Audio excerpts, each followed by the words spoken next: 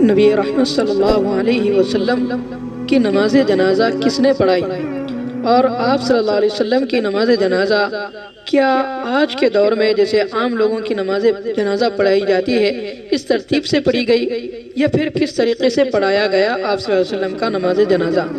آپ صلی اللہ علیہ وسلم کے نماز جنازہ کے متعلق بہت سارے لوگ الگ الگ باتیں کہتے ہیں، لیکن صحیح طریقہ اور جس نہج کے ساتھ آپ صلی اللہ علیہ وسلم کی جنازہ ہوئی اور آپ صلی اللہ علیہ وسلم کے تدفین کے عمل اور آپ صلی اللہ علیہ وسلم کے کفن کا عمل اور آپ صلی اللہ علیہ وسلم کے غسل کا عمل، آپ صلی اللہ علیہ وسلم کی اس آخری سفر کے وقت جو اعمال کیے گئے انشاءاللہ آج اس حدیث کی روشنی میں آپ حضرات کو بتائے گا۔ سب سے پہلی بات یہ ہے کہ خود آپ صلی اللہ علیہ وسلم کی غسل، کفن، قبر اور جنازے کی ترتیب آپ نے اپنی زندگی میں صحابہ کو بتا دیا تھا۔ ایک روایت میں ہے صحابہ اکرام رضوان اللہ علیہ مجمعین بیٹھے ہوئے تھے، آپ صلی اللہ علیہ وسلم محفل میں آئے صحابہ کے درمیان میں، اور آپ علیہ السلام نے صحابہ سے کہا کہ دیکھو میرے بعد آنے والے لوگوں کو تم سلام کہہ دینا، اس کے بعد وہ لوگ جو آپ کے بعد آئیں ان سے کہہ دینا کہ ان کے بعد لوگوں کو سلام کہنا، میرا سلام کہنا۔ اسی دوران میں گفتگو کے دوران میں حضرت انس رضی اللہ عنہ نے کہا کہ نبی کریم صلی اللہ علیہ وسلم سے انہوں نے سوال کیا، اور حضرت انس رضی اللہ عنہ نے فرمایا اے آقا صلی اللہ علیہ وسلم، جب آپ کی وفات ہو جائے تو آپ کو غسل کون دینا چاہیے؟ تو آپ علیہ السلام نے فرمایا میرا غسل میرے اہل بیت دیں گے۔ پھر اس کے بعد انس رضی اللہ عنہ نے فرمایا کفن کون دے گا؟ آپ علیہ السلام نے فرمایا میرے اہل بیت دیں گے۔ پھر فرمایا قبر میں آپ کو کون اتاریں گے؟ آپ صلی اللہ علیہ وسلم نے فرمایا میرے اہل بیت مجھے قبر میں اتاریں گے۔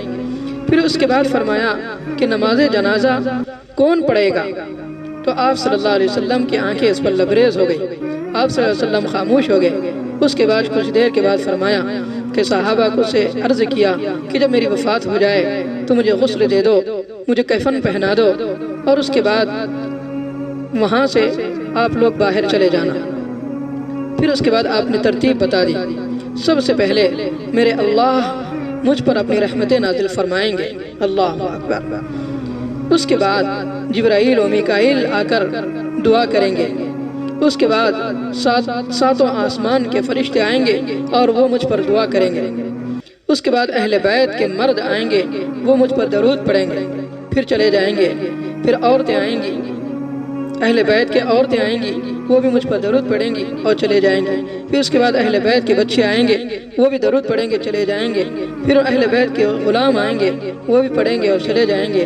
اس طرح اس کے بعد مہاجر مرد آئیں گے اور وہ مجھ پر درود پڑھیں گے اور چلے جائیں گے۔ اس کے بعد مہاجر مردوں کی عورتیں آئیں گی، پھر اس کے بعد وہ مجھ پر درود پڑھیں گے اور چلے جائیں گے۔ اس کے بعد ان کے بچے آئیں گے، وہ مجھ پر درود پڑھیں گے، چلے جائیں گے۔ پھر اس کے بعد ان کے غلام آئیں گے، وہ مجھ پر درود پڑھیں گے اور چلے جائیں گے۔ اس کے بعد انصار مرد آئیں گے، وہ مجھ پر درود پڑھیں گے اور چلے جائیں گے۔ اس کے بعد انصار مردوں کی عورتیں آئیں گی، وہ مجھ پر درود پڑھیں گے اور چلے جائیں گی۔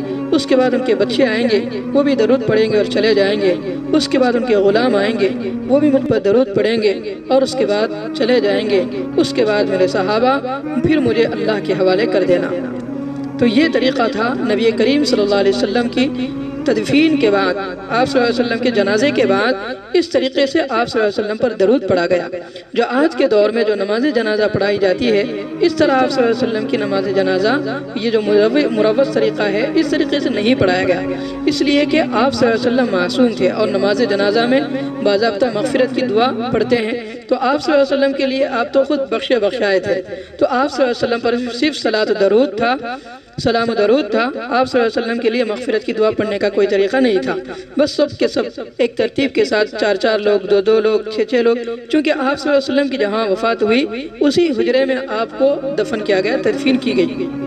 تو آپ صلی اللہ علیہ وسلم کی جو تدفین کی گئی جو حجرہ تھا وہ بالکل چھوٹا تھا، چھوٹا ہونے کی وجہ سے زیادہ لوگ جمع ایک ساتھ نہیں پڑھ سکتے تھے، اس لیے تھوڑے جو جس ترتیب سے 10 آدمی یا 15 آدمی یا جتنے بھی آدمی ہوں گے اندازہ نہیں ہے آج اس کو، تو تھوڑے لوگ اندر جاتے تھے اور نماز پڑھتے تھے۔ اس طرح پیر کے دن آپ کی وفات ہوئی تو پیر کا دن گزر گیا، منگل کا دن گزر گیا، یہاں تک کہ چہارشنبے کا دن، بدھ کے دن رات میں آپ صلی اللہ علیہ وسلم کی تدفین عمل میں آئی، اور آپ صلی اللہ علیہ وسلم کو چہارشنبے کے دن، بدھ کے دن رات میں آپ صلی اللہ علیہ وسلم کو پھر قبر کے اندر اتارا گیا۔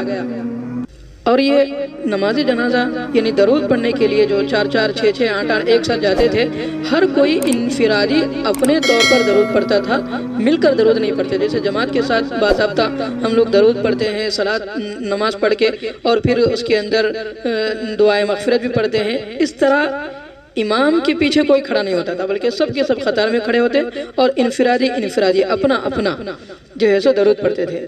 آپ کے چادر مبارک کے بالکل سامنے رہ کر اور چادر آپ کے چارپائی کے قریب بالکل کھڑے ہو کر سارے کے سارے صحابہ وہ قطار در قطار صف باندھ کر وہاں پر کھڑے ہوتے تھے، اور آپ صلی اللہ علیہ وسلم کو آپ صلی اللہ علیہ وسلم پر درود پڑھتے تھے انفرادی طور پر، اور اس طریقے سے چل جاتے تھے۔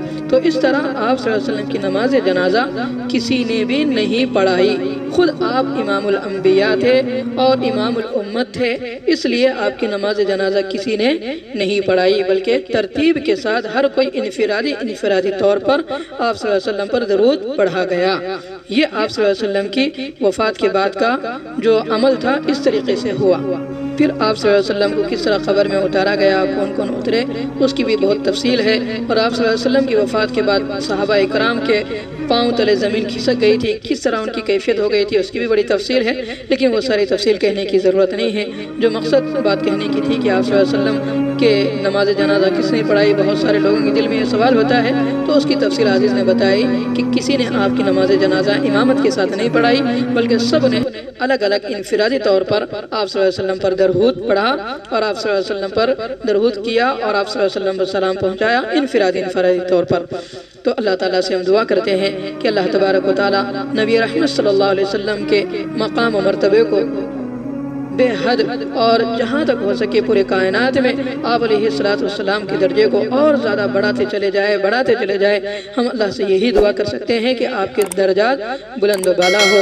ہم اللہ تعالیٰ سے دعا کرتے ہیں کہ آپ صلی اللہ علیہ وسلم کے صدقے طفیل میں اللہ رب العزت ہم پر بھی رحمت کاملہ اور رحمت کاملہ نازل فرمائے، اور اللہ تبارک و تعالیٰ آپ کے صدقے میں ہماری بھی مغفرت فرمائے، اور اللہ رب العزت ہمیں نبی کریم صلی اللہ علیہ وسلم کے روضہ اقدس پر بار حاضر ہونے کی توفیق نصیب فرمائے۔ اللہ سے یہ بھی دعا کرتے ہیں کہ اللہ ہم سب کو نبی رحمت صلی اللہ علیہ وسلم کے شہر مدینہ میں ہم سب کی موت نصیب فرمائے۔